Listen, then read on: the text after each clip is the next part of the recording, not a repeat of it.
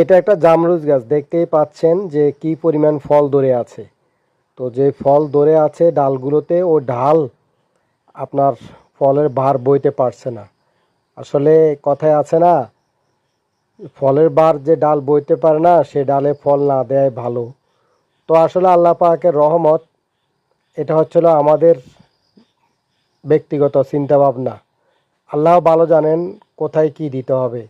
এই নির্ণয়টা আমরা করে দিলে তো হবে না, কোনটা ভালো কোনটা খারাপ আমাদের বলা তো এটা উচিত না, যদিও এগুলো আমরা কথায় কথায় বলি।